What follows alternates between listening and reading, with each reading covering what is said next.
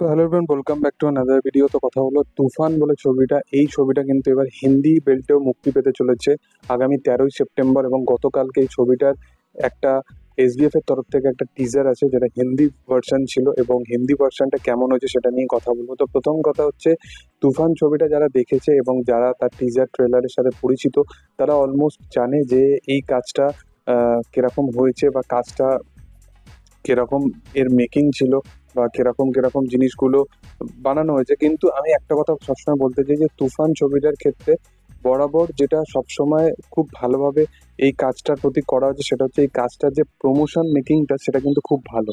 যেখান থেকে টিজার থেকে শুরু করে ট্রেলার যেরকম ধীরে ধীরে অডিয়েন্সের সাথে তুফানের যে ইন্ট্রোডাকশনটা করেছি, সেটা কিন্তু বেশ ভালো। তো সেখানে কিন্তু হিন্দি বেল্টেও যে ট্রেলারটা এসছে, সেটা খুব কম টাইমের জন্য, 1 মিনিটের জন্য, এবং বিশেষ কিছুভাবে জিনিসগুলোকে দেখানো হয়নি। কিন্তু তারপরে আমি বলবো যে ট্রেলারটাকে ভালোভাবেই রাখা হয়েছে। এবং যেহেতু এটা হিন্দি ভার্সন, তো আমার মনে হয় যে আমি অলরেডি সিনেমা নিয়ে দেখে নিয়েছি, এর ট্রেলার, টিজার, এই বিষয়গুলো নিয়ে আমি কথা বলে নিয়েছি। তো আমার মনে হয় যে সেটা নিয়ে কথা বলাটা আর কোনোভাবেই জাস্টিফাই করে না।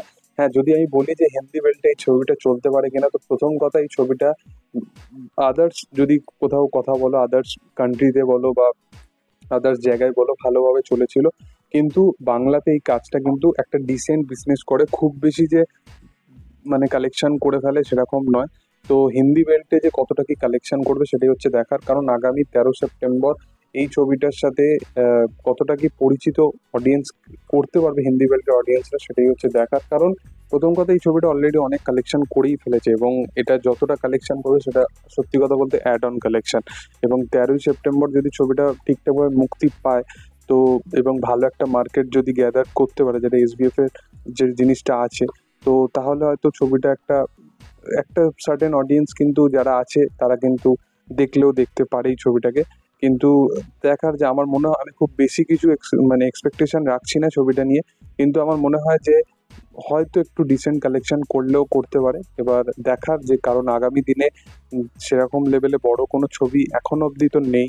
তো যদি কোনো ছবি আসে, তো তুফান কিরকম কি কালেকশন করে সেটাই হচ্ছে দেখার। এবং সেই ছবিটার জন্য একটা রাস্তা হয়ে যাবে, কারণ সেরকম বড় ছবি নেই। এবং তুফান যদি ছবিটা যদি অডিয়েন্সের পছন্দ হয়, তাহলে হয়তো দেখলেও দেখতে পারে। কিন্তু সেই বাজ ক্রিয়েট করার মতো এখনো কিন্তু সেই মার্কেটটা নেই, টু বি অনেস্ট। তো দেখার যে সেটা কি হয় আগামী দিনে। তোমাদের কি বক্তব্য এগুলো নিয়ে, এবং হিন্দি ট্রেলারটা কেমন লেগেছে অবশ্যই সেটা কমেন্ট সেকশনে জানাতে পারো। ভিডিও যদি ভালো লেগে থাকে, লাইক, শেয়ার, সাবস্ক্রাইব করে দিও। Thank you all, by.